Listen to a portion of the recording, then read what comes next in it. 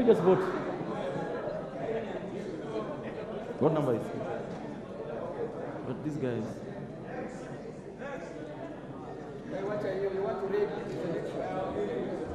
On behalf of Nyando constituency, I vote no to these bogus.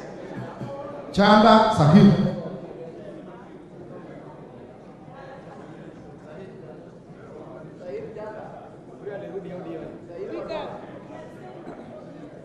Manduku Daniel. Odege Tom.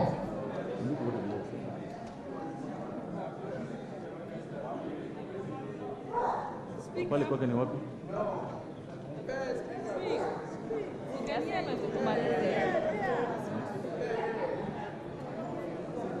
On behalf of overtaxed workers in this country, I vote no. Washira Raha. Madenge Duncan.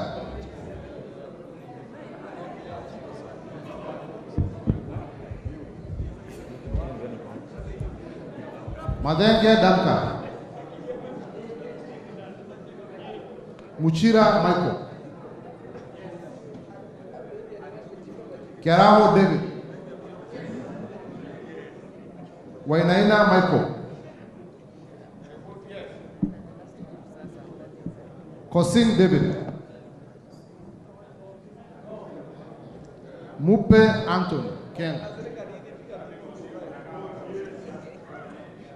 Gogo Lilia.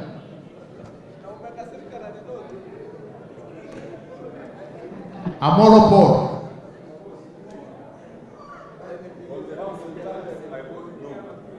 Chebor Paul.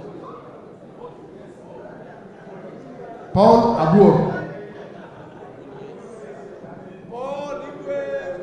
Mwafrika Agosti. Francis Kajua. Kingara Simon. Kareba Eric. Lugova Sloya. Luyai Kaleb.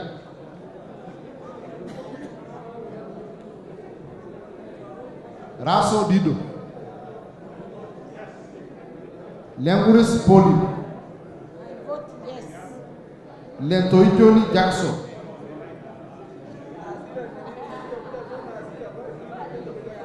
Letipla Dominic. Lesuda Josephine.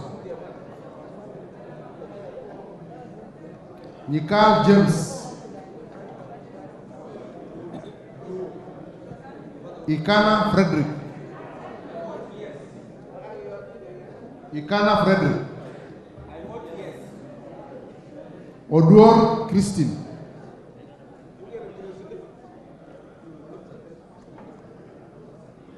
Lochakapong Peter. Kemei Justice.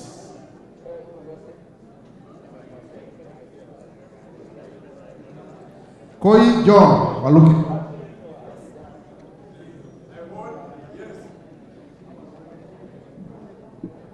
Sigei Francis. Ivinji Shadrach Mwit.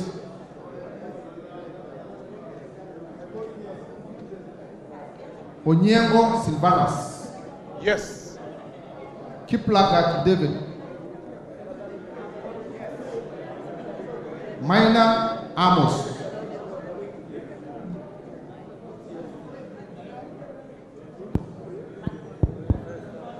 I believe we can construct houses without necessarily taxing the people. And for that reason, I vote no.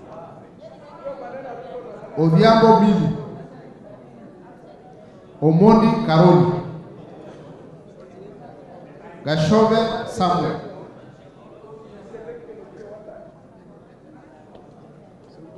Mohammed Junet. Masara Peter. Mizigi Lydia. Abdullahi Amina Dika.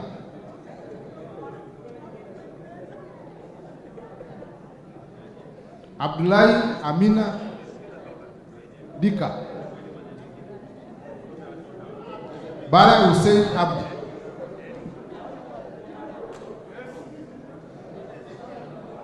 Buire John Okana, Oku Kaunya, Otucho Mary, Mwangi Geoffrey Wandeto, Murugara George, Nduyo Susan, Nganga Alice, Kasait William, Aburi Lawrence,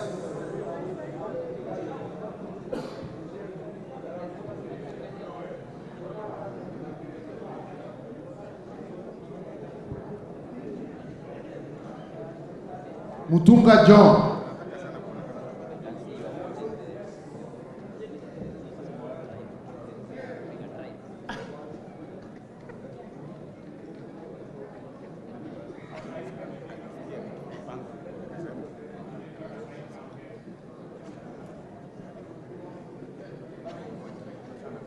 Julius Medi,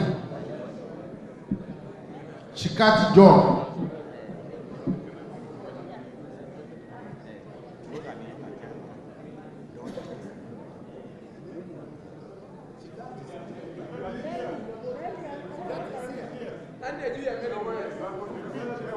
Julius Medi, Okay.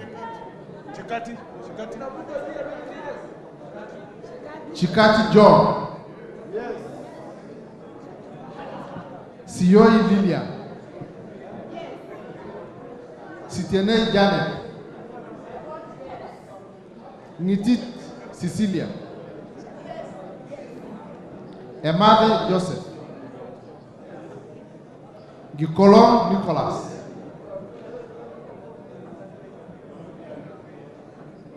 Gikolong Nicholas, Nabuin Paul, Namoit John,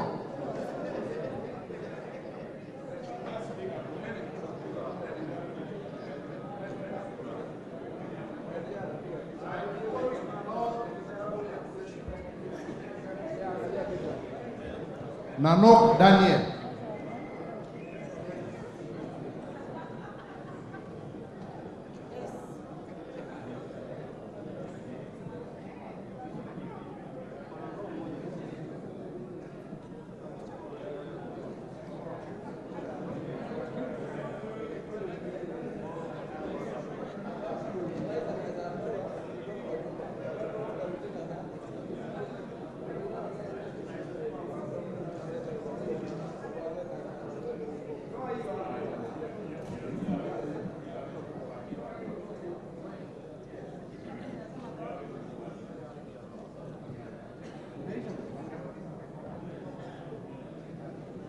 Boss Gladys, Ochieng David, Wandai James, Nyamita Mark,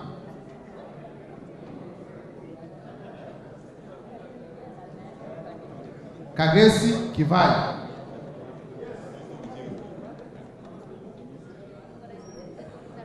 Adagala Beatrice,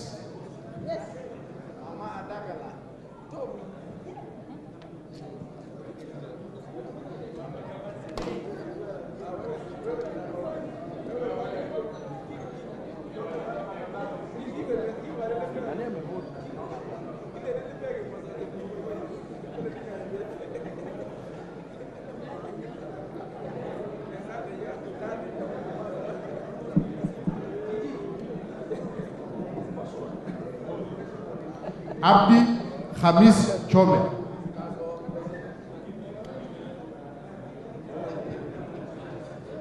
No.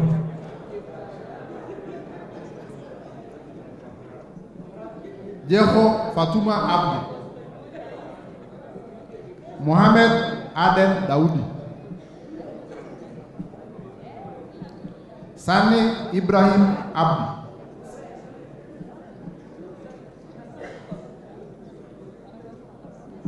Ado Mohammed Aden.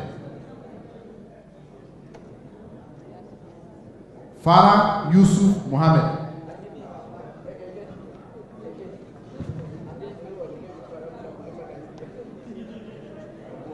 Wanyonyi Martin Pepela. Sitati Daniel Wanyama. Mogaka Stephen.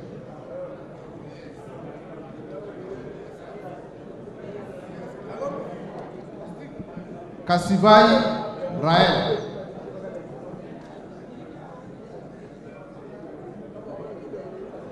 Wetangula Timothy.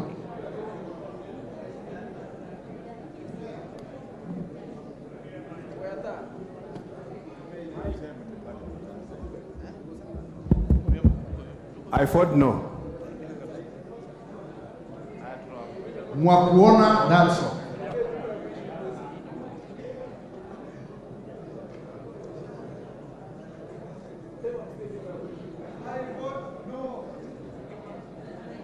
Basil Robert Gui.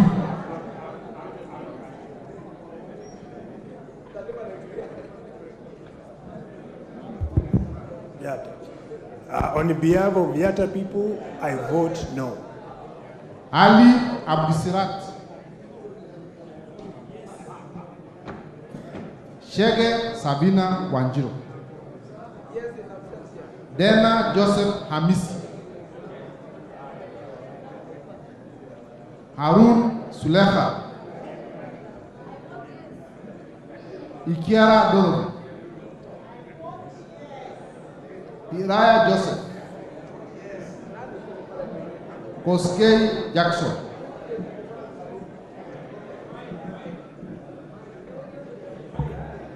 I vote yes. Mayaka Irene. Mohamed Umulher Harun. Mwangi Teresia Wanjiro. Ngongo John.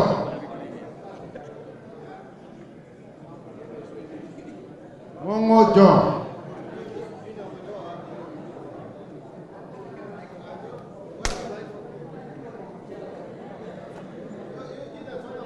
John Bani.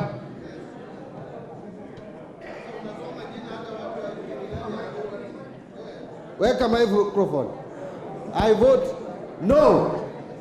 Talib Abubakar Ahmed.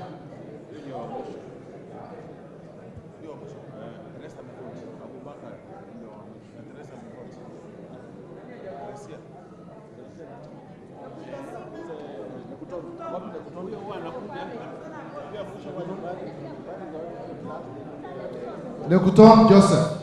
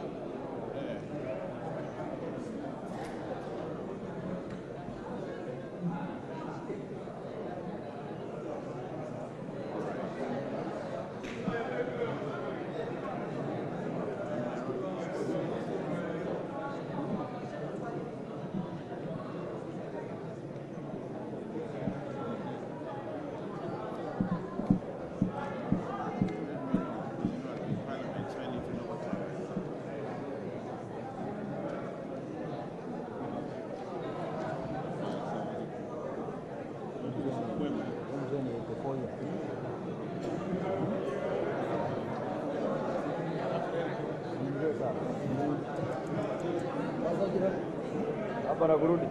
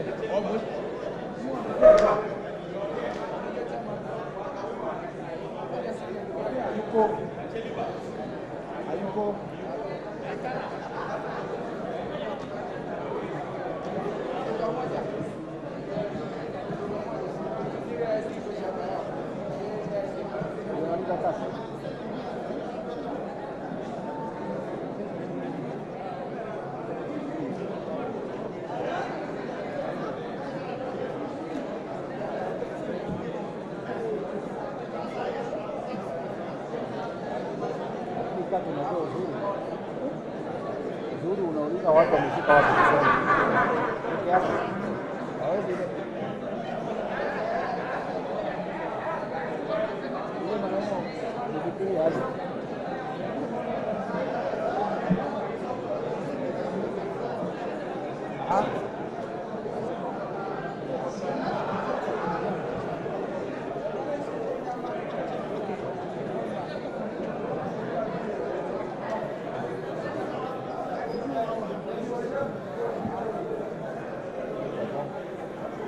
Nasoma ndio.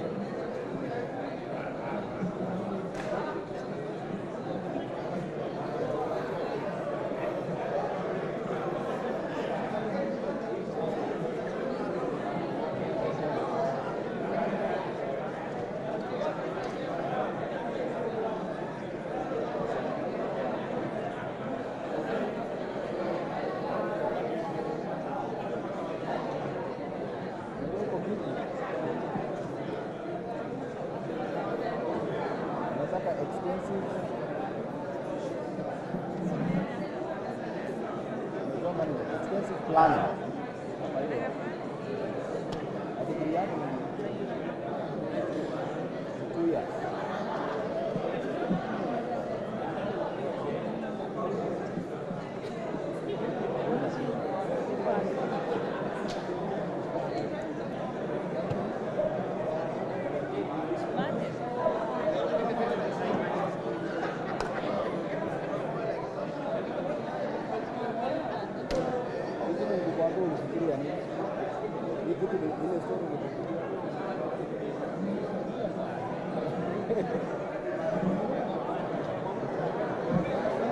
Wewe unaona namna gani?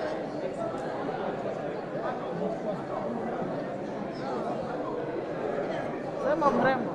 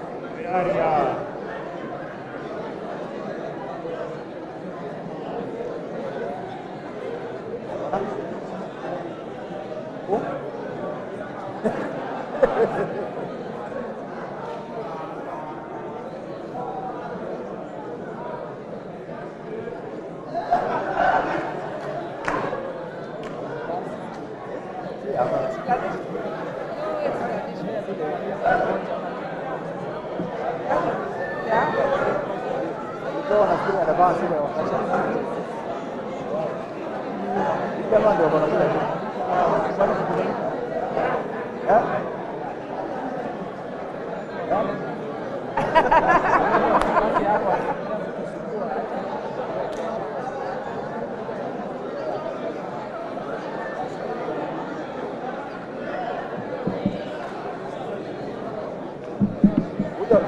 Uja bandai bwana. Uja huku. Tunaongea tu.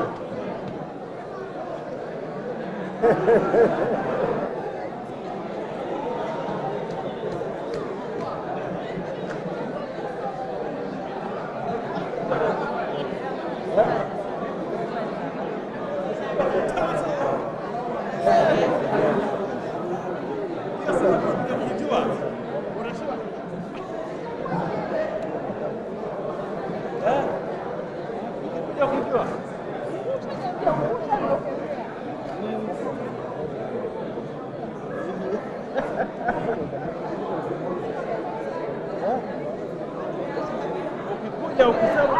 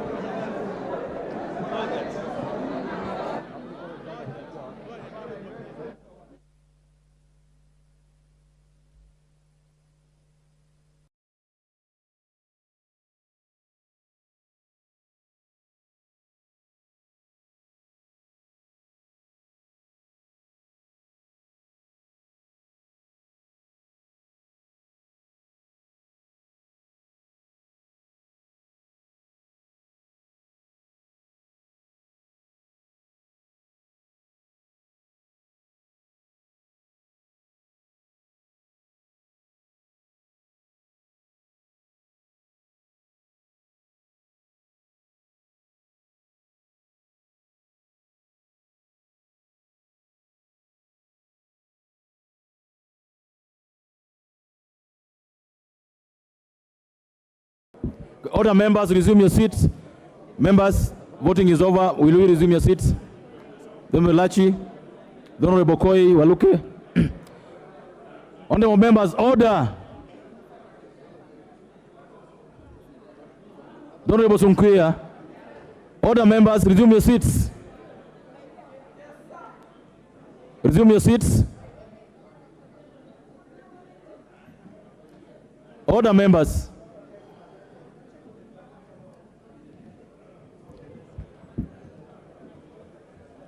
Order, members, these are the results. Order, members. The Honorable Sunkuya, take your seat. The Honorable Sunkuya, will you take your seat? The Honorable Sunkuya.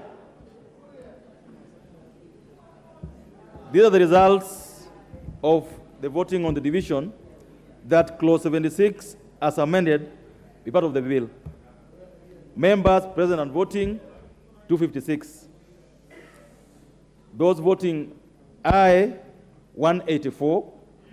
Those voting nay 72. Therefore, the ayes have it. Let's proceed. Open the door.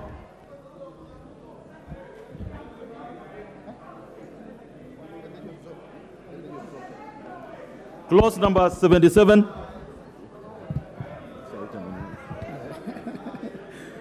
Clause 77. I propose a question that clause 77 will be part of the bill.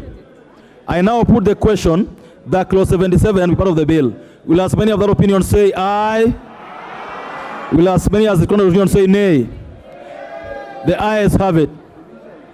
Clause 78. Clause 78. I propose the question that clause 78 is part of the bill. Chairman. Honorable Chair, I would like to move that clause 78 be amended as proposed on the order paper. And Honorable Chair, I would like to move a further amendment to that clause 78, deleting 2023 and replacing that to 2013. So I beg to move that clause 78 be amended as per the order paper. I also propose that a further amendment to that, to deleting the figure 2023 and replacing it thereof with 2013. And I thank you, Honorable Chair. I propose a question that clause 78 be amended as proposed. I put the question that clause 78 be amended as proposed. Will as many other opinion say aye? Will as many contrary opinion say nay? The ayes have it. I now put the question that clause 78 as amended part of the bill. Will as many of that opinion say aye? Will as many contrary opinion say nay? The ayes have it. Clause 79. The Honorable Tiende, what is the problem? Order, members. Just a minute. Those who are withdrawing from the house, withdraw peacefully. Those who are not withdrawing, to take their seats. Go ahead, Honorable Tiende. Mr. Chairman, I guess the vote has been taken, but I had wanted to draw the members' attention. Mr. Chairman, if those withdrawing could leave. Order, members. Order. Order, members. Order, members. Go ahead, Honorable Tiende. Has an unlawful kamukunji with the Deputy Speaker. Honorable Tiende, go ahead. Yeah, Mr. Chairman, I had wanted to point out and had conferred with the chair of the committee that actually that amendment had a mistake, and that's why it's been corrected. But it's an example, Mr. Chairman, of why we must be vigilant. Because the original amendment was actually going to take away the power of this House to review subsidiary legislation, and that's very serious. Thank you. Because some people, like the Honorable Ichungwa, who's not here, think that you can read laws like novels. And if you read them keenly, then you'd realize the mischief. So I just wanted to point that out, but it's now overtaken by events. Thank you. Thank you. Order, members, let's proceed.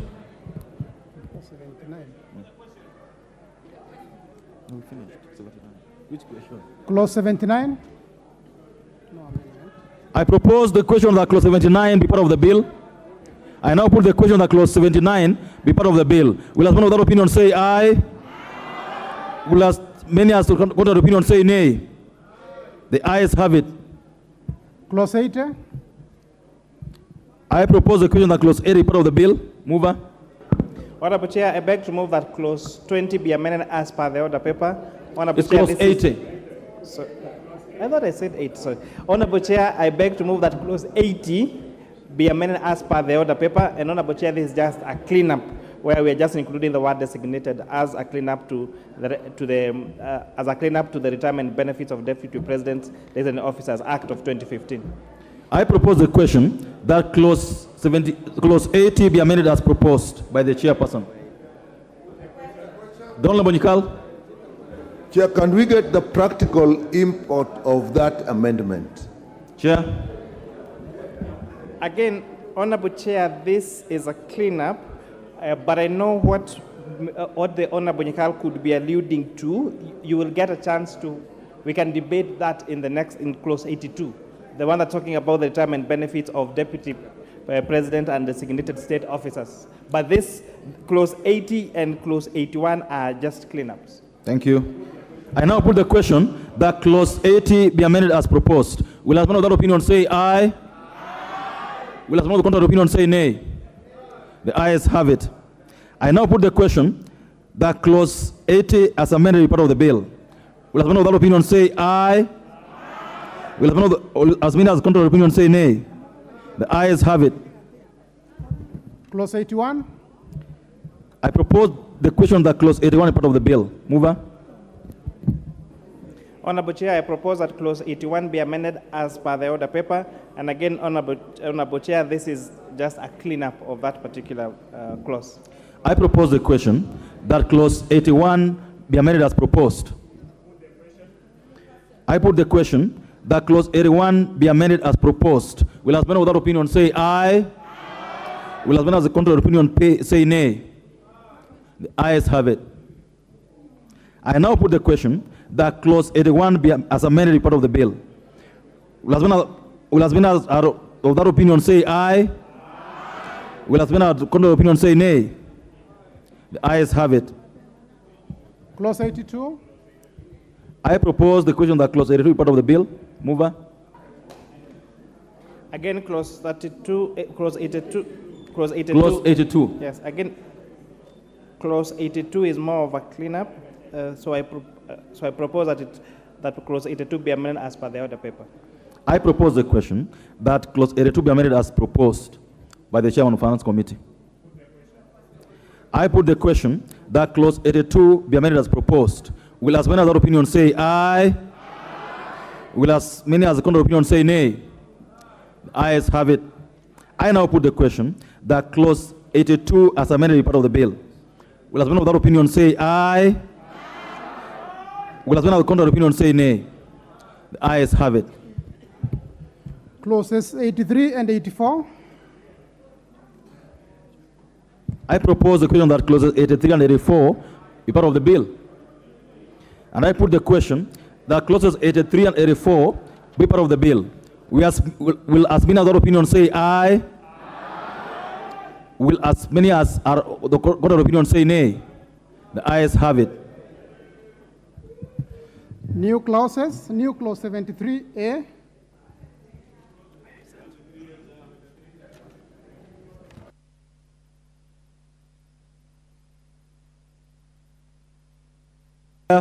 To move. Chair Transport Committee.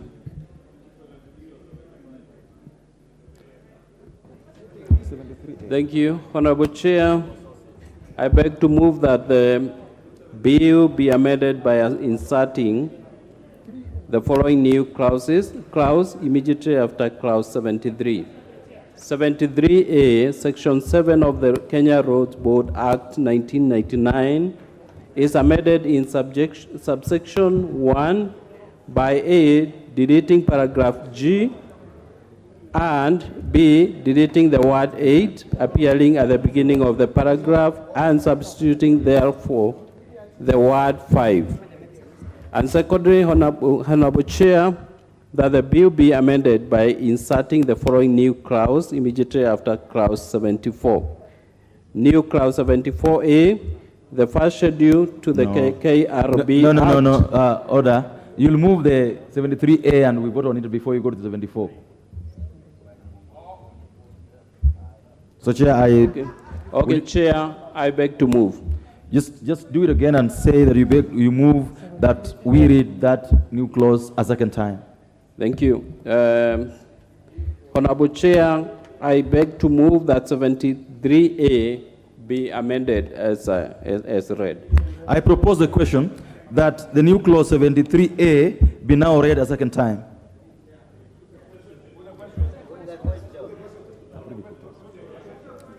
Honorable Wundo, 1 minute. For sure it will be 1 minute. Can the chair actually explain to us what is happening? I mean, just talking about paragraph G, 8 and 5, exactly what's the import of the amendments? We need to know their import. What Chair, is 1 it minute. that we are querying? That's a Chair, 1 minute. Thank you, Chair. I think that justification is about to come, so if you can give me a few seconds, I'll be able to give the justification. And the point is, we are reducing the number of directors from 12 to 9, in line with the Mwongozo Code of Administration. Directors of what? Of which body? That's KRB, Kenya Roads Board. Thank you. Yes. I now put the question that the new clause 73A be now read a second time. Will as one of that opinion say aye? Will as one of the contrary opinion say nay? The ayes have it. I propose the question that the new clause 73A be part of the bill. I put the question that the new clause 73A be part of the bill. Will as one of that opinion say aye? Will as one of that contrary opinion say nay? The ayes have it. New clause 74A. Chair of Transport Committee. Honorable Chair, I move that the bill be amended by inserting the following new clause immediately after clause 74. New clause 74A. Honorable Chair, you will go with me. Yes. And move that the new clause be now read a second time. All right. I move that the clause 74A be read the second time. If I got you right, Chair. The first schedule to the KRB Act 1999 is amended by A, deleting paragraph 4, deleting paragraph 5, and deleting paragraph 6. Thank you, Honorable Chair. I propose the question that the new clause 74A be now read a second time. I put the question that the new clause 74A be now read a second time. Will as many of that opinion say aye? Will as many of the opinion say nay?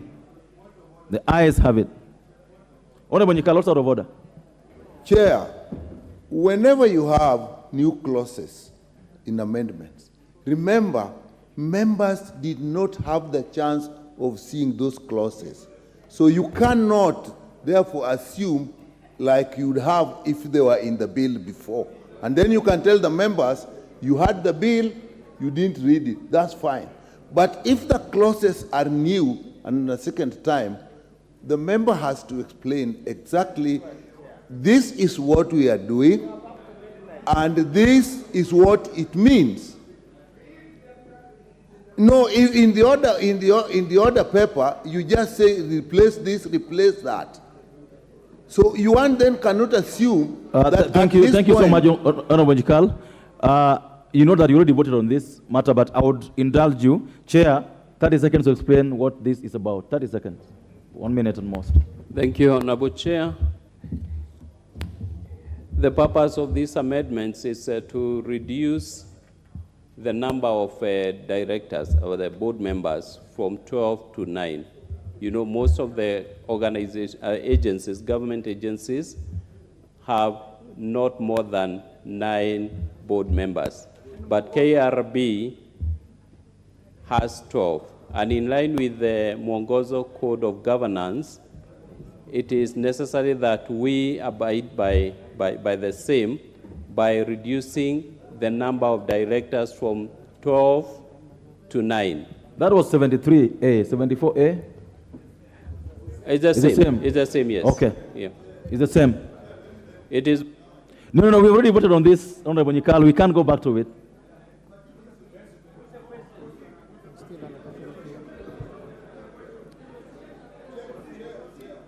Oh. The Honorable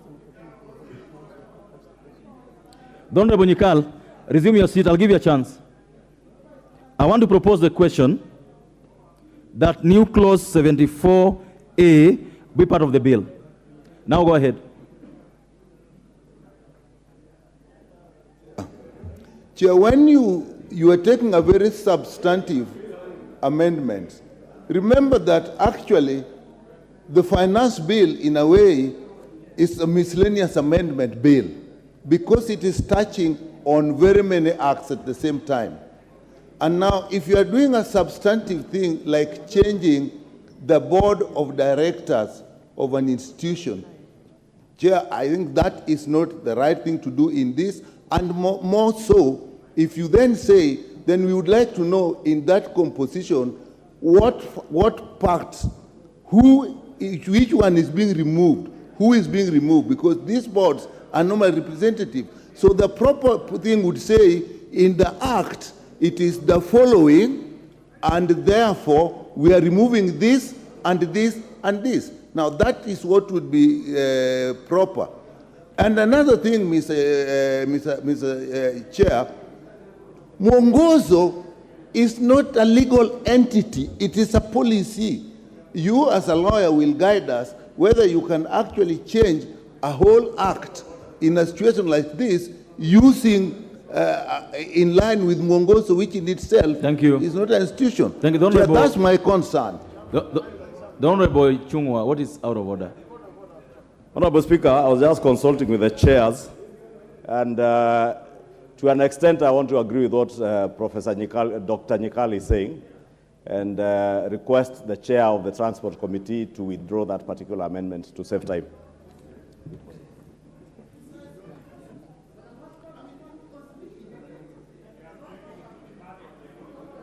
Chair. No. I want to make a ruling on this matter. Okay. I think, Chair, the horse has bolted. The first part of the amendment has been carried, and the global question has been. Just put the second question to Malizar and I. 1 minute. The Honorable Makali Mulu. 1 minute, Makali. Honorable Makali. Thank you, Mr. Chairman. I will be very brief. Mr. Chairman, I think as a matter of procedure, it is important that where we have new clauses, the people who are making those proposals explain to the House the issues, and in line with what the majority leader has said, you know we have already passed 73A. Now, if you delete 74A, then you leave it hanging. Because I think 74A is being informed by 73A, so that you reduce some institutions to remain with 9. So I think it's important we just either do a voting for 74. Thank you, Honorable Makali. Honorable Wandai, 1 minute. 1 minute. Chair, I agree with Honorable Makali Mulu and Honorable Nyikal that the neatest thing is to allow us to go the full hog and take a vote on this matter. Okay? I am one of those people who have in the past advocated for the reduction of those numbers. In that board, the Kenya Roads Board has had a very high number of directors. But without taking a position, let us go the full hog and take a vote. The idea of withdrawing doesn't arise at this late hour in the day. Thank you. The honorable members, you know what to do on these kind of matters. You know what to do, right? So, because what you have reached, the chair cannot withdraw. So you know what to do. I put the question that the new clause 74A be part of the bill. Will have another opinion say aye? Will have another opinion say nay? The ayes have it. all right. New clause 75A. Chair for Finance. Chair Finance Committee.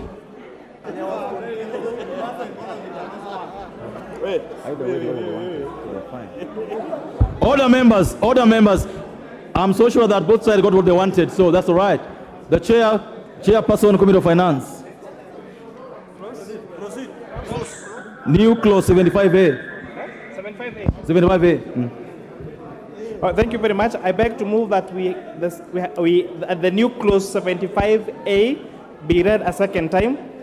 Honorable Chair, this particular clause is giving power the board of Kenya Revenue Authority to appoint deputy commissioners, something that was not there before in the Act.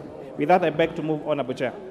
I propose a question that the new clause 75A now be read a second time. I put the question that the new clause 75A be now read a second time. Will as many of that opinion say aye? Will as many of the contrary opinion say nay? The ayes have it. I propose a question that the new clause 75A be part of the bill. Yes, Honorable Nikal. Chair, I know I may not be very well informed. I didn't read that in detail. I have to get the other act and read it. But Chair, we have a risk of doing something that is highly questionable.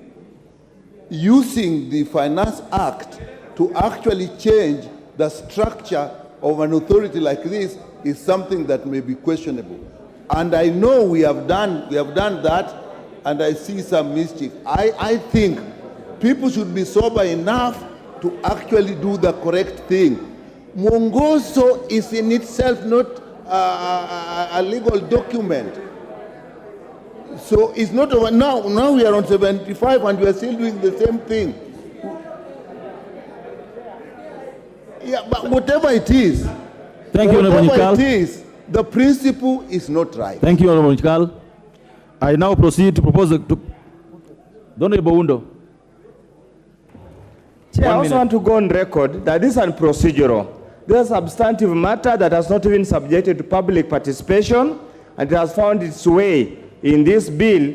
Indeed, Chair, the Parliament must be a house of procedure. I would kindly request the Chair to withdraw this particular amendment before you vote on it, so that it's subjected to proper legislative process, because introducing offices in an authority without following the law and public participation is unprocedural and unfair to the people of Kenya. Thank you, Chair. I now put the question that the new clause 75A be part of the bill. Will as one of that opinion say aye? Will as one of the contrary opinion say nay? The ayes have it. New clause 75B. Chair of Finance Committee. That's what I'm telling you. Honorable Chair, I beg to move that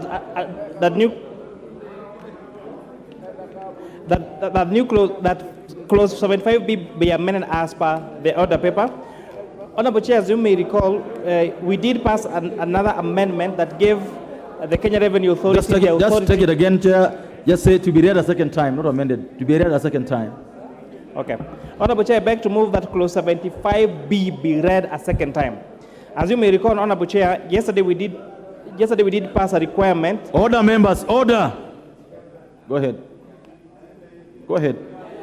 Yes, we did pass. No, this will come later. There is a proposal Honorable Chair, to have Kenya Revenue Authority set the minimum required price for alcohol in this country, so that any particular alcohol that is sold below a particular price, what we are calling the minimum cost price, is regarded as being illicit. And therefore, Honorable Chair, by giving this responsibility to Kenya Revenue Authority, therefore it necessitates that we add the responsibilities of Kenya Revenue Authority, the administration of the Alcoholic Drinks Act of 2010. So with that, I beg to move, Honorable Chair.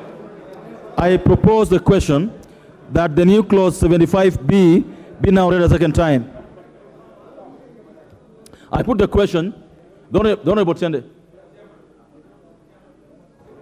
Chair, I know that people are tired I know that this matter has been prosecuted unsuccessfully by Dr. Nyikal and Dr. Undo, but I need to go on record. Chairman, all these additional new clauses need to adhere to the title of the Finance Bill, which is an act of Parliament to amend the laws relating to various taxes and duties and matters incidental thereto. Anything that does not relate to that is improper. Now, I am aware, I'm acutely aware, that those who think they know the law more than me, like Honorable Chungwa, will say that we have to pass it. But I'll remind him, there's a reason people go to law school for 10 years after leaving Alliance. And he keeps telling us he went to Alliance, but he doesn't say that it was in his village. Mr. Chairman, I beg us to take note that it is actually unprocedural. It might be convenient, but it's improper. Honorable Tiende, are you suggesting that Alliance? Are you suggesting that Alliance is a village school? Alliance is a national school like the school I went to. But in the case of Honorable Chungwa, it is in his village. And then he comes to work in Nairobi. So he can't keep singing it to us. The Honorable Chungwa, 1 minute, and you should not veer off the main issue. Chair, you know, my good friend, the Honorable Tiende Amolo, knows even the national school he went to is in some village.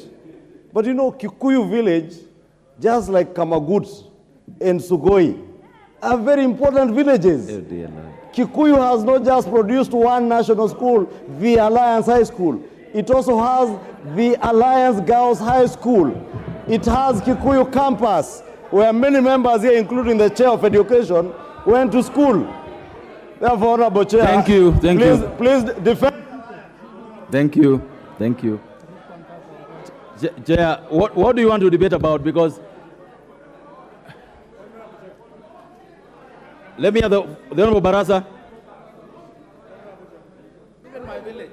Mr. Chairman, all the villages are important. Yes. Let us stick to important matters that are put us here, not discussing about village schools wherever they are.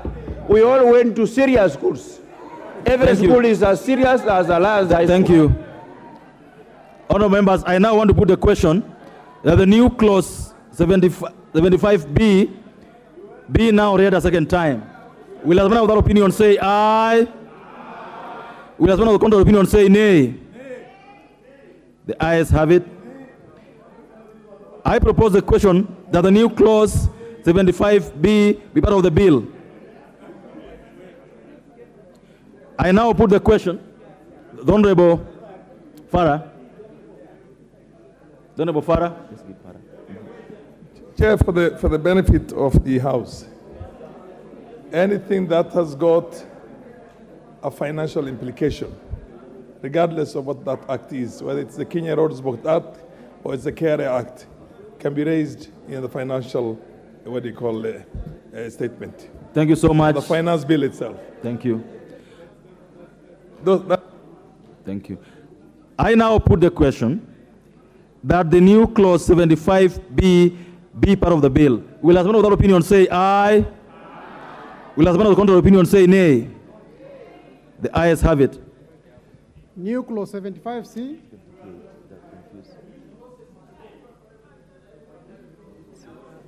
Mover. Honorable Chair, I beg to move that clause 75C be read a second time. This particular clause, Honorable Speaker, is an amendment to the Retirement Benefits Act that removes the requirement for share capital holding for pension schemes to Kenyans to foreign to reduce the requirement for foreigners for pension scheme to have shareholding of 66% to reduce that to 33%. Honorable Chair, these are some of the issues that came from public participation. I beg to move, Honorable Chair. Thank you. I propose the question that the new clause 75C be now read a second time. I put the question that the new clause 75C be now read a second time.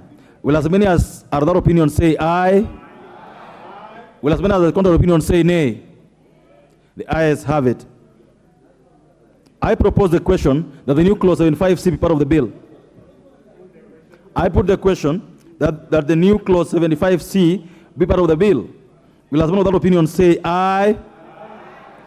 Will anyone as on the opinion say nay?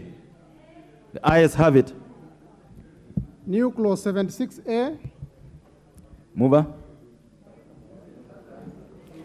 Honorable Speaker, I beg to move that new clause 76A be read a second time. This clause, Honorable Speaker, Honorable Chair, sets the minimum input cost price for alcoholic drinks in the country. So this would mean that the Kenya Revenue Authority will have the mandate to set the minimum price particular drink should be sold. And this, Honorable Speaker, is intended to ensure that we get rid of the illicit brews that are sold to our young people in this country. I beg to move, Honorable Chair. Thank you. I propose the question that the new clause 76A be part of the, we now read a second time. Honorable Wundo.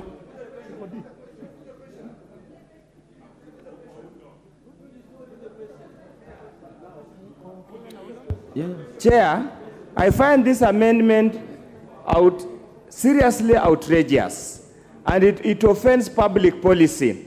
We have an open economy, a market-driven economy. This is in a way introducing price controls that were discontinued very, very many years ago. A businessman should be allowed to trade. He produces, he sells, depending on demand. And basically, and he knows the basic principles, the interaction between demand and supply determines pricing. How would you have set minimum pricing? Honestly speaking, we have so many. Thank you. Honorable Minority Leader. Chair, I hear the Minority Leader. This chance, I hear Honorable order. This chance is for the Minority Leader. Yeah, I also just want to support, to agree with the Honorable Dr. Ojiambo Oundo. You must be very, very careful when you start introducing amendments to the law, which would actually imply that we are encouraging monopoly and price controls and things like that. I don't find this particular clause agreeable. Thank you. Majority Leader. Chair, I hear what the Leader of Minority and Professor Ojiambo are saying. However, Honorable Speaker, this amendment has nothing to do with control of pricing. And that is why the wording is very particular. It is minimum input cost. And the reason is simple, Honorable Speaker. And we are all aware that hundreds of thousands, if not millions, of our young people are dying, others are maimed by the consumption of illicit alcohol. This illicit alcohol is being manufactured using all manner of shortcuts and chemicals being mixed to an extent where, Honorable Speaker, you get people who are selling drinks that are concoction of chemicals in the pretext that it's clean and what we'd call fit for human consumption. Thank ethanol. you. Honorable Speaker, let me just finish that point because it's very dear to me. And you sell it as alcohol that has been manufactured using ethanol at a price even below industrial alcohol. And therefore, Honorable Speaker, it is in an effort to safeguard all those millions of young people who are suffering through the consumption of illicit brews that are basically a consumption of a concoction of chemicals. And therefore, we were very particular, and I think the committee was very particular, to make sure that they are not controlling prices, but just to safeguard that if you are producing alcohol using ethanol, that is legal ethanol, in the right standards, then there is a certain minimum cost that you would have to bear. I will put the question, then I'll propose, then you can do what you want to do. So I put the question that the new clause 76A be now read a second time. Will anyone of that opinion say aye? Many of the counter opinion say nay. The ayes have it. I propose the question that the new clause 76A be part of the bill. Honorable Nyikal. Yeah, I want to go on this again and again and again for the records. Look at the argument we have had. That because we want certain quality, we control the price. Now, we cannot say that if we want ethanol, and we know ethanol is expensive, we insist on the price, but that will mean that because they can't get an expensive, that one now they cannot use methanol. It doesn't work like that. If you want to look at the chemicals, look at the chemicals strictly in their way. This does not work. And Chair, let me say this. I've been saying certain things here, and probably I'm not a good politician, but I'll be proved right one day. I know you will not allow, but I'm going to say this. When we were talking about... But I've allowed you. I've allowed you. Chair, earlier on, when we were talking about the alcohol that is going to use for cooking, I had information that the real idea there was that people who are going to produce that and are going to produce the cooking things, because they presented to our committee. So people had to get into our acts, business people, Point made. and they regulate it. So I just want to say it, that we are all elected.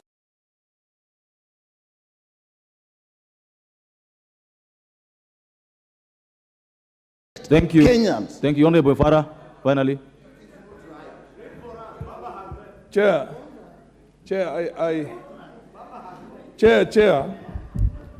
I haven't consumed any alcohol all my life. But frankly, my little exposure to these problems tells me that there's no difference between Johnny Walker and the one that they make out there. This country, majority leader, can you listen? This country, Chair, needs a policy on the abuse of alcohol, drugs, and miraa, and all these things. We are destroying a whole nation. We are destroying, and the political class has also converted itself into an economic class that also benefits. Thank you. Benefits from that. Thank you. No, thank you. I want to put the question that the new clause 76A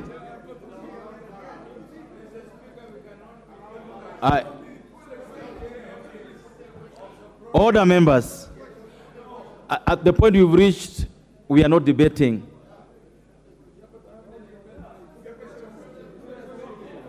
The Honorable Farah will have 30 seconds to finish his point. Chair, on the overall, Chair, even the members of parliament from the miraa growing areas and Muguka will tell you that their own children are not going to school. And this thing is devastating communities all over. Thank you, Honorable Farah. Honorable Rikiri, what is out of order?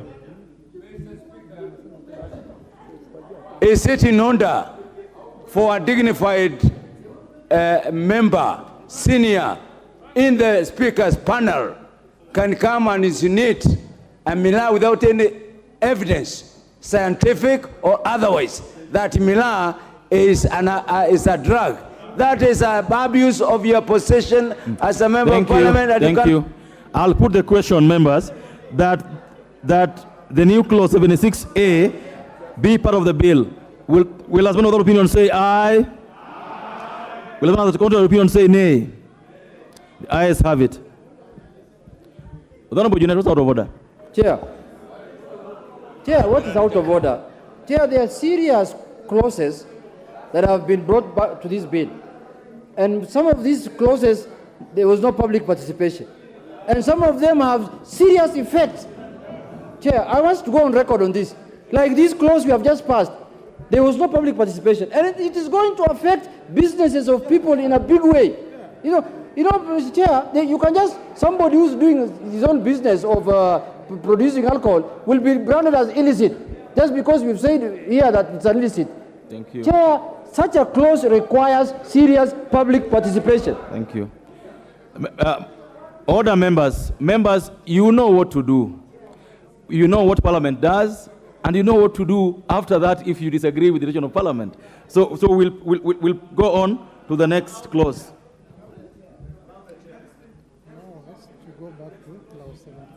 Members, I want you to go back to clause 75D. 75D. New clause 75D.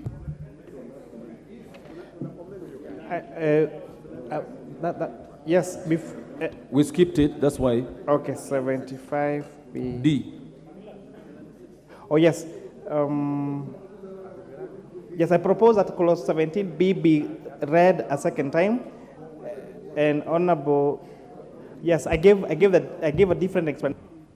This is where we are changing the ownership or the directorship of pension schemes that was requiring only they would be owned by at least 66% of Kenyans, and this, from public participation, we realized that was disadvantaging very many enterprises that were in the management of pensioners. So that is more of a cleanup to make sure that it is in line with what is in the practice. And C, which is what I had moved earlier, was to make sure that our pension schemes are Sharia compliant. Because we have Sharia, we have a requirement for Sharia compliance in the banking sector, in the insurance sector, but this was missing in the pension sector. And Honorable Chair, yes, and I beg to move, on the issue of clause 75, that was said that it was not subject to public participation. Honorable Chair, I think that is a very unfair comment because we spent many hours, we listened to very many stakeholders, and for us to see us introducing this particular clause on this particular bill, it is because it came from the members of the public. Because the concern of illicit brews in this country is an interest to Kenyans. You will see this particular report being carried on in our report because these are issues that were raised by the members of the public. Thank you. I now propose the question that the new clause 75D be read a second time. I put the question that the new clause 75D be read a second time. Will as many as are of that opinion say aye? Will as many as are of contrary opinion say nay? The ayes have it. I propose the question that the new clause 75D be part of the bill.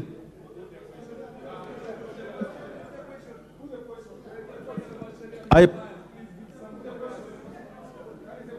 put the question that the new clause 75D be part of the bill. Will as many of that opinion say aye? Will as many of the contrary opinion say nay? The ayes have it.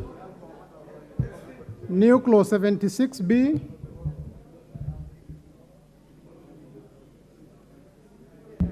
Honorable Chair, I beg to move that clause 76B be read a second time, and this is in line with clause 76A that is setting the minimum cost price, where we're saying a person shall not sell, manufacture, pack, or distribute alcoholic drinks at a price below the minimum cost price. And that I beg to move, Honorable Chair. Let me propose, then you do your point of order. I propose the question that the new clause 76B be read a second time. Honorable Wandai, what's out of order? Chair, there's a problem here. Even though we seem to be in a hurry to go home. Chair, some of these new clauses were not in the order paper of yesterday. Yes. They have found their way in today's order paper, and they're establishing fundamental changes. Like the issue of alcoholism. I know there's been a campaign in central Kenya of late to deal with alcoholism. But the way to deal with alcoholism is not to bring this kind of amendments. Is to provide jobs to those youth. You promise those youth jobs. Give them the jobs and they will not go out drinking alcohol. Bondai, you raise a very important issue. Yeah. Order members. No. Order members, I want this to be responded to. The Honorable Chair, the point raised by the Honorable Bondai, that order members, that the amendments you are now prosecuting were not in the order paper yesterday. Is that the case? Honorable Chair, I would like to confirm with the table office that actually these amendments were in the order paper.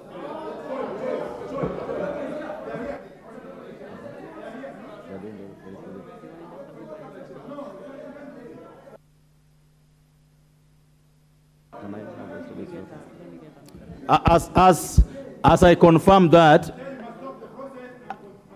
as I verify that, let me hear from the Honorable Farah. Chair, can I get Chair? It's order members. The Honorable Farah is on a point of order. Chair, I salute the chair of the Finance Committee for saying that pension has got to become Sharia compliant. But how does it become Sharia compliant without introducing most Sharia compliant products into the capital markets? You see what I mean? Because interest, you cannot invest them in places where they are earning interest because Muslims do not want to earn. Order. Yamaza. Thank you. Yamaza, Thank you. The Honorable Tiende, what's out of order? Chair, they're giving me problem. Thank you. I thought you had finished.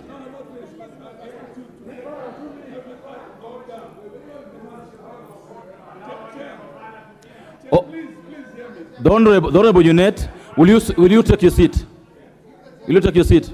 The Honorable Farah, finish your point. Chair, I am happy and thank you very much because you have solved almost 25% of the population of this country who are earning pensions and who don't know whether they're getting halal or haram.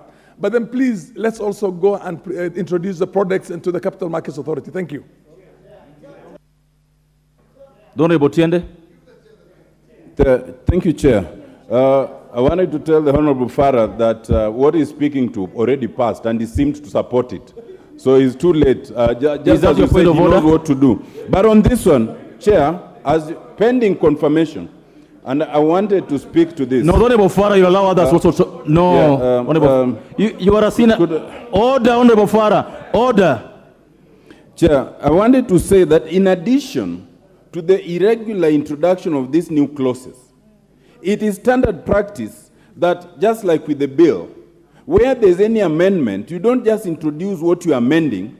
In the bill itself, you must contain the objects of the amendment and the original provisions. So when you are introducing it in this order paper, where does the member cross-check? Because these are fundamental matters. You know, one day we will be asked, you were in chambers. So, Chair, we must take this matter, and this is not about which side you are in.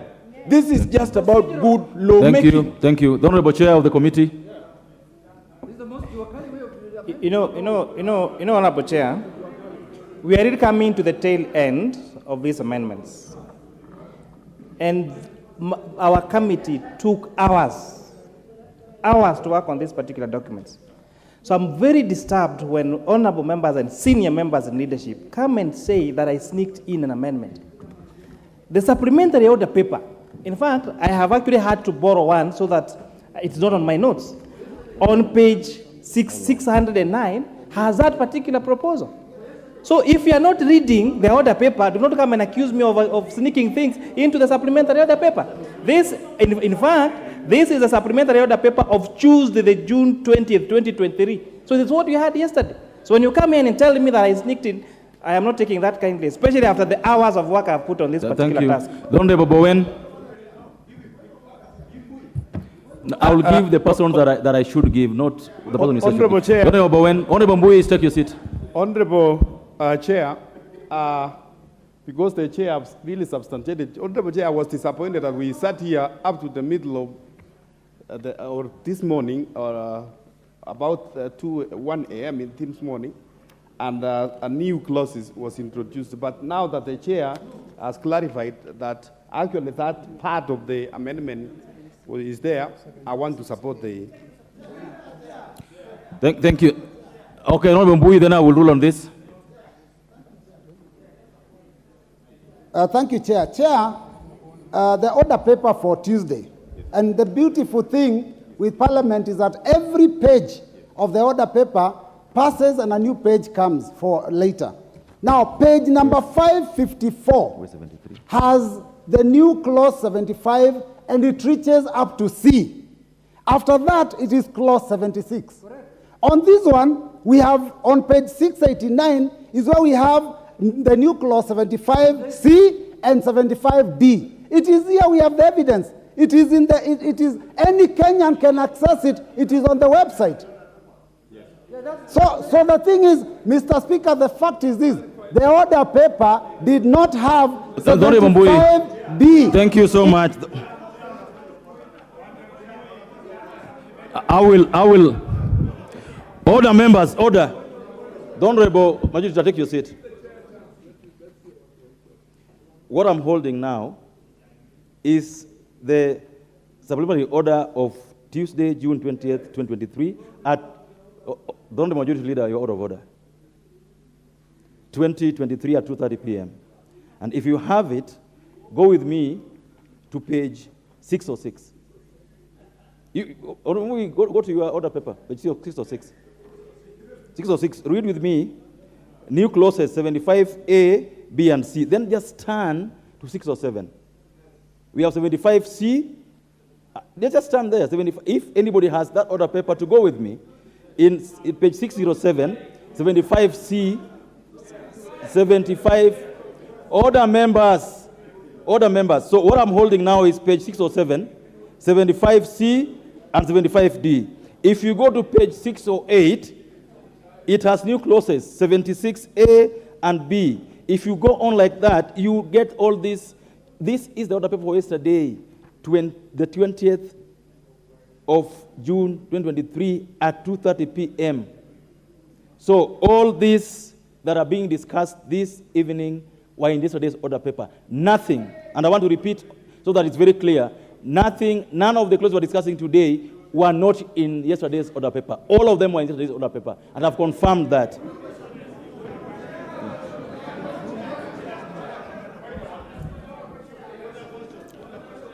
Where were we? Which clause were we at? I now put the question that the new clause 76B, part of the bill, will, as many of that opinion say aye, will as many of the contrary opinion say nay. The ayes have it. Honorable Majority Leader.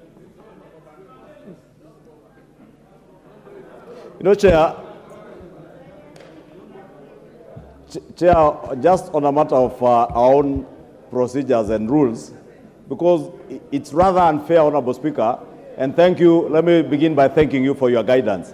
Because when the Honorable Robert Mbui tells untruths with a straight face and misleads the country, and Honorable Speaker, you know, we have been here before. We can tell when people are speaking to the gallery. We can tell when people are attempting to speak to the courts. But I want to encourage you, if you want to speak to the courts, Honorable Mbui, I know you are Mwalimu, and I had senior counsel say you take about 10 years at law school. Maybe you take another 10 years and go speak to the courts from the courts, but don't attempt to speak to the courts from this floor. And Honorable Speaker, it is rather unfortunate because I said even during second reading, this is the most vilified bill in the history of lawmaking in this country, using lies and truths, propaganda, misinformation and disinformation, and Mbui cannot lie to the people of Kathiani continue lying here. Majority Leader, now, members, I have made a ruling on this matter and it shall not be prosecuted further. We will move. Order, members. All the next order.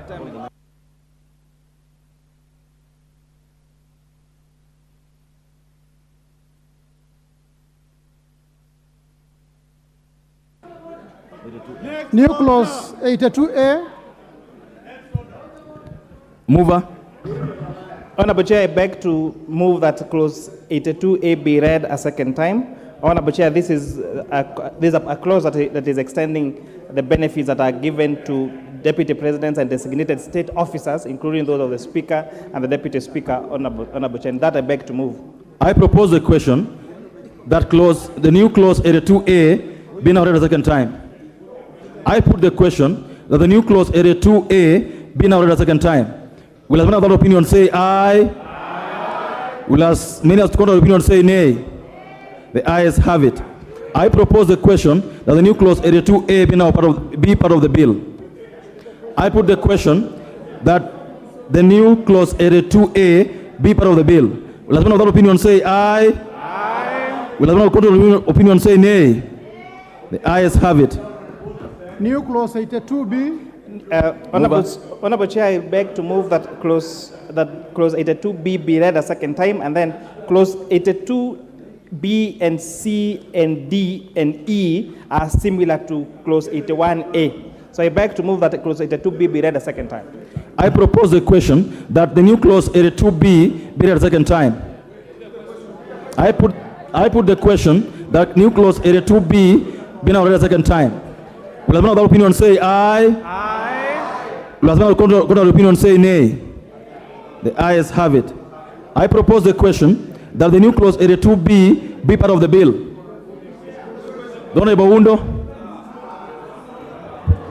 Chair, I find the drafting very curious, Honorable Chair, and it's discriminatory in the sense if you look at the last sentence, it says But if it's a female child that is not married or is cohabiting with any person, Honorable Chair, why do you have to discriminate between the boy child and the boy girl? Thank you.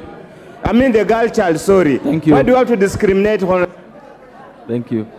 I put the question that the new clause 82B be part of the bill. Order, members. Order. I now put the question that the new clause 82B be part of the bill. Will as many of that opinion say aye? Will as many of the contrary opinion say nay? The ayes have it. New clause 82C.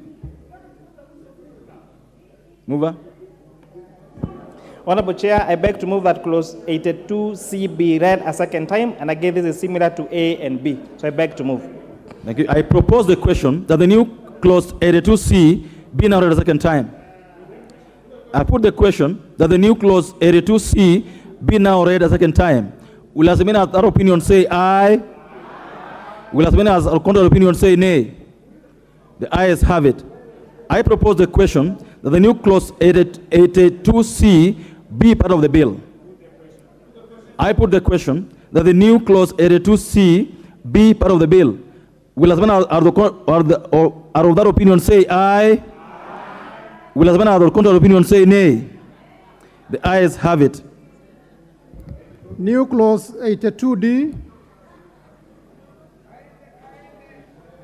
Honorable Chair, I stand to move that clause 82D be read a second time, and again this is similar to the rest of the clauses, so I beg to move. I propose the question that the new clause 82D be now read a second time. I put the question that the new clause 82D be now read a second time. Will as many are of that opinion say aye? Will as many as of the contrary opinion say nay? The ayes have it. I propose the question that the new clause 82D be part of the bill. I put the question that the new clause 82D be part of the bill. Will as many as of that opinion say aye? Will as many as of the contrary opinion say nay? The ayes have it. New clause 82E. Mover. Honorable Chair, I beg to move that clause 82E be read a second time. This is the last clause on that 82, so it's similar to the others, and that I beg to move. I propose a question that the new clause 82E be now read a second time. Yes, Honorable Nikal. Chair, once again, I could see those who are deputy. This is totally different. And I would just plead that even with the majority and the ease of voting, let's explain new clauses. Thank you. Honorable Chair, explain 82E.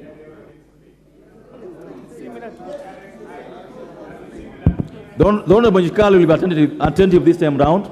Go ahead. Honorable Chair, if you look at what we are doing on clause 82, and that is why it is clause 82A, B, and C, we are amending the Retirement Benefits Act to take care of, for example, the retired speakers, the retired deputy speakers, and also to allow, say for example, a speaker moves to another state office, and for example, there were benefits that they would have enjoyed if they were speaker, when they were speaker, but if they move to become, say, to a different office, say a cabinet secretary or something, and then they retire, then this particular clause now tightens that up that it doesn't deny them the benefits that they were supposed to enjoy from the first position that they did actually. I hope you get it. I now propose, I put the question that the new clause 82E be now read a second time. Will anyone of that opinion say aye? Will anyone of that opinion say nay? The ayes have it. I propose the question that the new clause 82E be part of the bill. Don't Nikal. This explanation. Go ahead. Yeah, Chair, I'm following your explanation.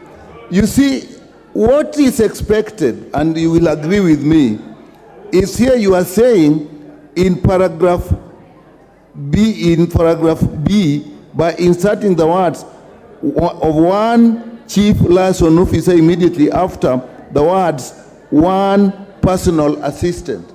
If you don't go into the details, at least you are including another person. All we want to know is before, what was the status? The one you are doing now, what is the status? Honestly, just simple explanation. But Honorable Nyikal, these order papers are published in advance, and we are supposed to interact with them before debate. And so I find the chair's explanation sufficient, and move to put the question that the new clause 82E be part of the bill. Will as many out of that opinion say aye? Will as many as are of the contrary opinion say nay? The ayes have it. New clause 85. Chairperson, mover. Honorable Chair, I beg to move that clause 85 be read a second time, and I'd like to give a brief explanation to 86 and 87, so that when you get to them, I don't need to explain again. So, Honorable Chair, I want to give an example. So this amendment is on Special Economic Zones Act, and I want to give this example. If we have a special economic zone, say in Molo, that is doing value addition of potatoes, with the current law as it is, those SEZ cannot buy those potatoes from that neighboring place. Why? Because if they buy from that particular market, when they sell back to the market, they'll have to pay import duty.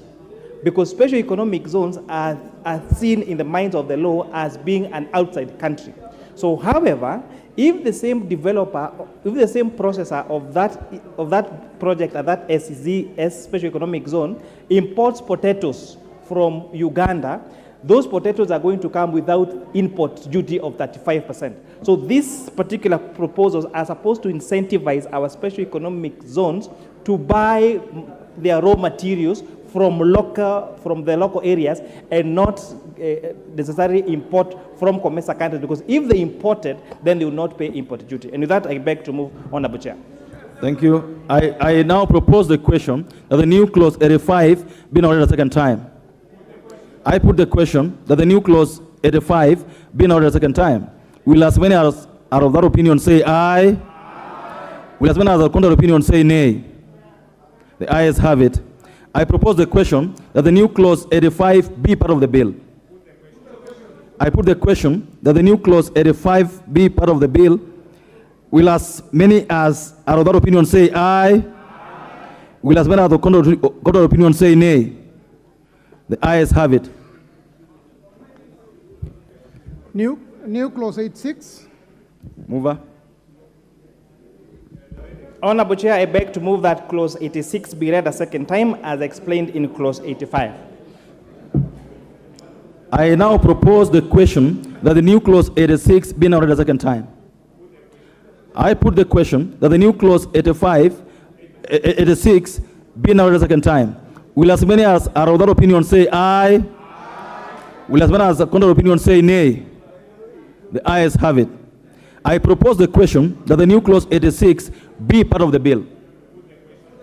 I put the question that the new clause 86 be part of the bill. Will as many as are of that opinion say aye? Will as many as are of the contrary opinion say nay? The ayes have it. New clause 87. Mover. And now, lastly, I beg to move that a new clause 87 be read a second time as explained in clause 85. The question that the new clause 87 be now read a second time. I put the question that the new clause 87 be now read a second time. Will as many as are of that opinion say aye? Will as many as are of that opinion say nay?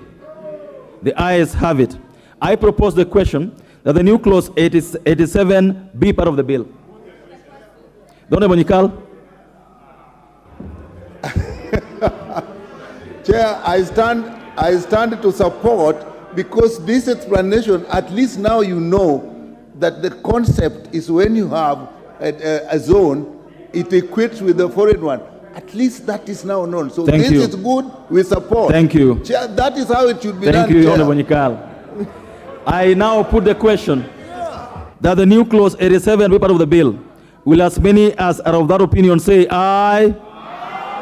Will as many of the contrary opinion say nay? The ayes have it. Go ahead.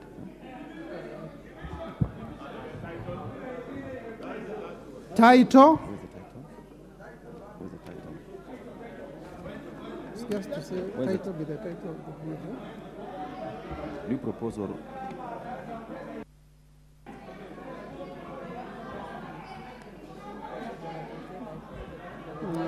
I propose, order members, order. Order members. I propose the question that the title of the bill. I put the question that the title will be title of the bill. Will as many other opinions say aye? Will as many of the contrary opinion say nay? The ayes have it. Clause 1.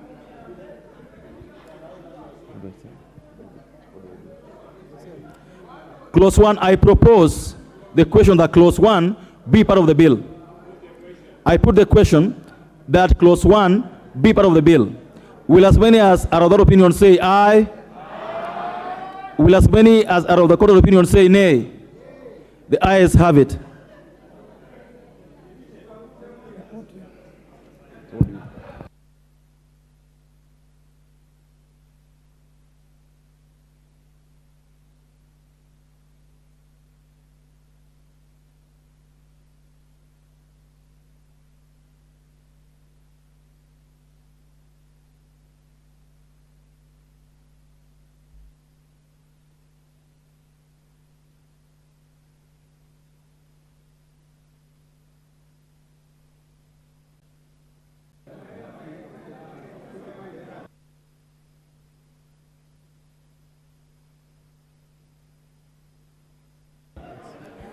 The order members, Honorable Chairperson, mover,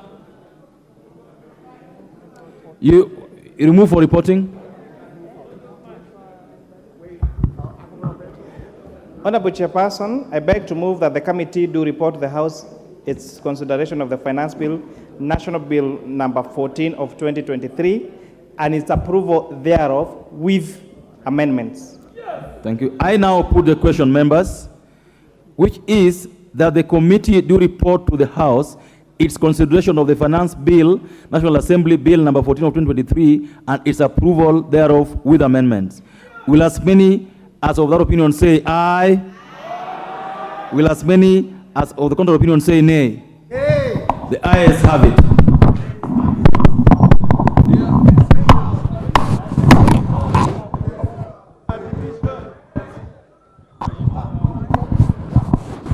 Honorable members, Mr. Speaker.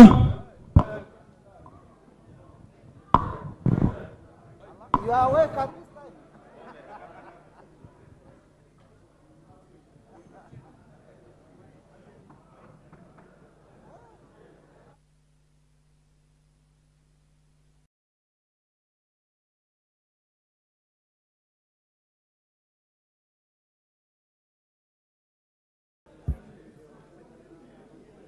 Chairperson, order, honorable members. Chairperson. Ocheng. Thank you so much, Mr. Speaker. Honorable Speaker, I beg to report that the Committee of the Whole House has considered the Finance Bill, National Assembly Bill number 14 of 2023, and approved the same with amendments. Mover. Kimani.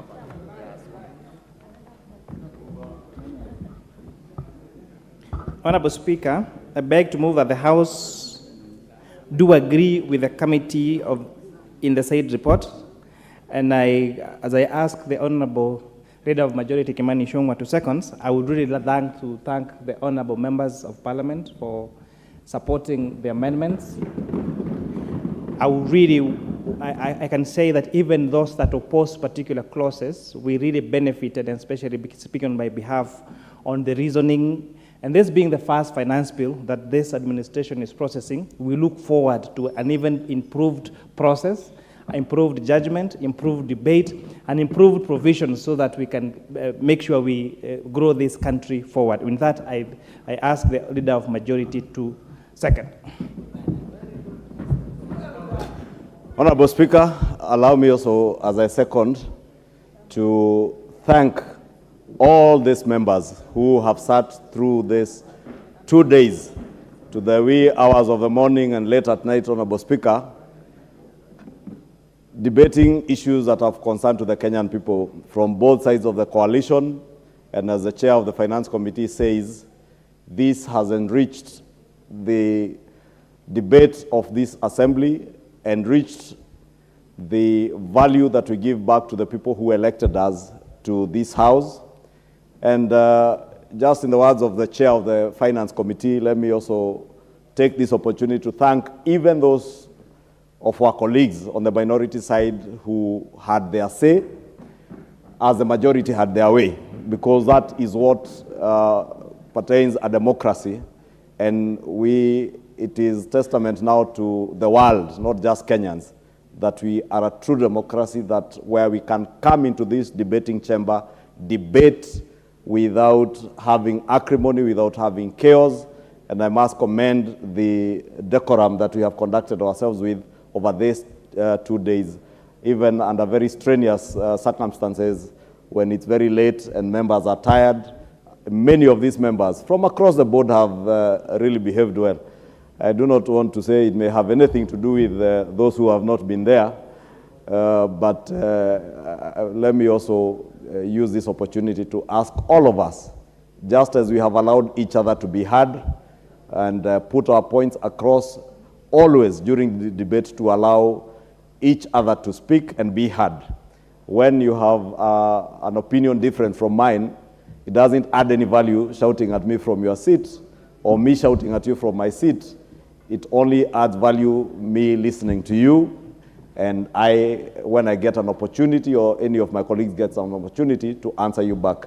But overall, Honorable Speaker, I must say that for the first time, we have indeed tried to do our best and articulated issues that have concern to the Kenyan people. And to the Kenyan people, Honorable Speaker, in conclusion, let me say, as I said during the second reading of this bill, that we had a robust public participation on this bill.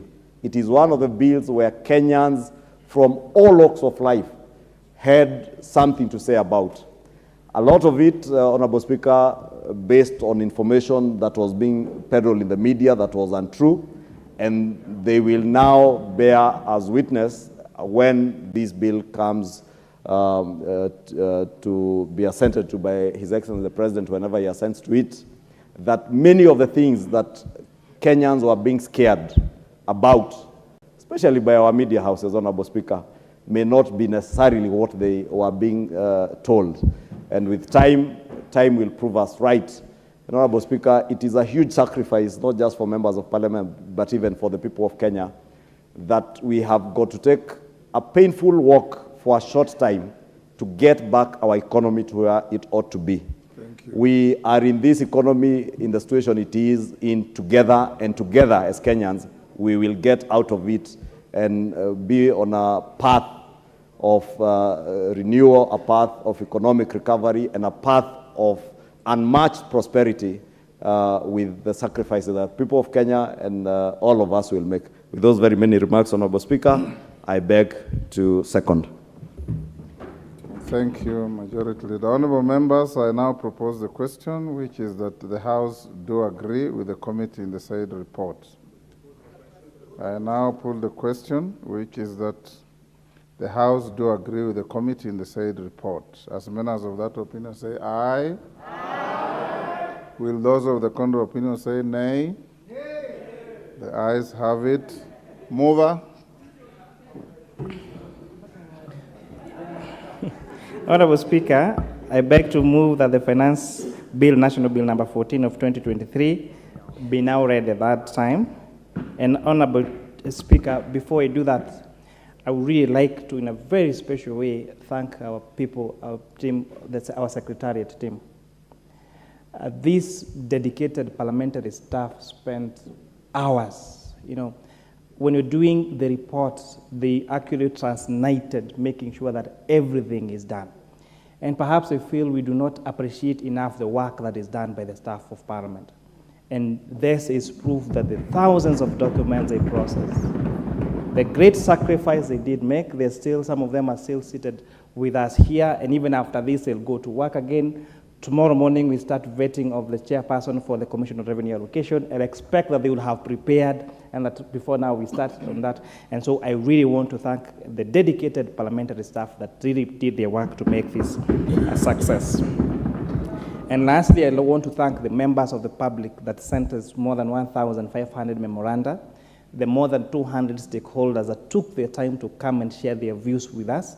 We tried as much as we can to carry as many views of the members of the public as we could, and it's good that this particular debate has demystified the fact that there were no any amendments, that the public participation was an exercise in futility. We have all seen proposals that came through from members of the public, and we really want to thank them. They should not tire. The next time there is any bill of parliament, let them come and give their views, because they have been able to see that their views actually do count. And with that, Honorable Speaker, I beg to move that the committee be led, that the finance bill be read a third time. And lastly, Honorable Chair, it would be very wrong if I don't appreciate the members of the committee. We never struggled to get quorum. In fact, most of the time we were full house or really near full house. Out of 15 members, we are 13, 14, or 15. And our members are from across the political divide. They really sat with us, they gave us ideas, and they are still with us here to make sure that this particular exercise is what those. This was really a demonstration of what teamwork can possibly achieve. And in fact, I really want to thank them and ask Honorable Makilap to second.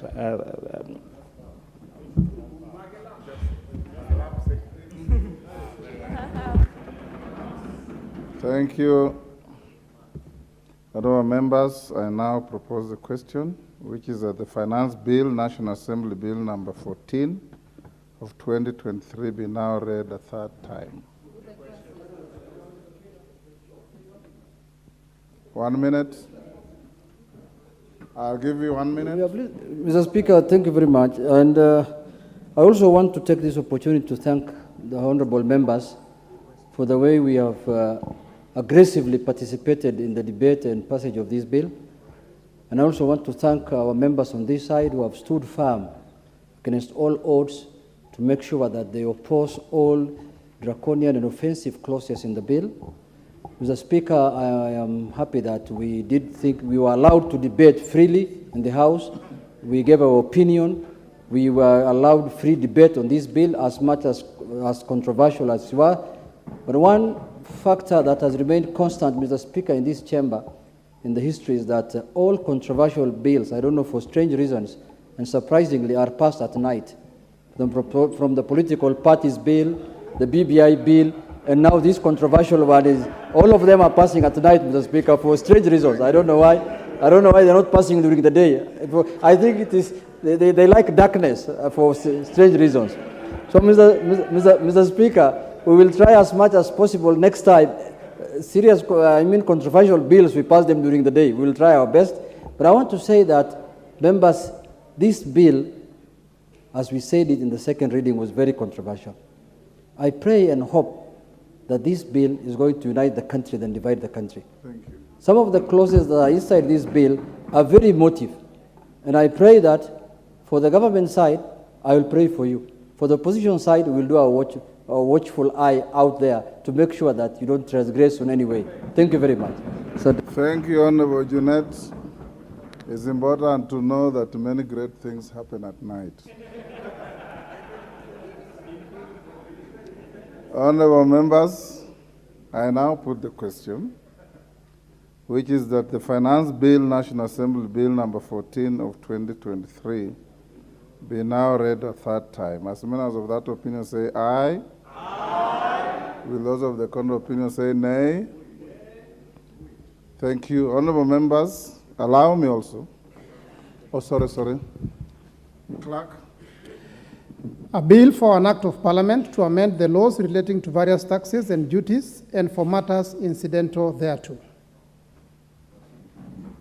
Thank you. Honorable members, allow me as your speaker to also commend the House for the tremendous industry that you have put in this debate, in the passage of this bill. Since I came to this House in 1993, I have never witnessed a more contested finance bill than this one. It has been contested, but with sense, with decorum, with great debate, and I want to salute even those who provided comic relief in the course of the debate. They did it to enlighten the House. In Shakespeare's Tempest, there's a character called Desdemona, whose duty was to cause light moments when people were low. And I could see some of Desdemonas in this House. For the new members, you now appreciate that the power of the wallet of the state lies in this House. And that power of the wallet is in your hands. And that's why we have taken this long time, yesterday until this morning, and today until now, to scrutinize this bill.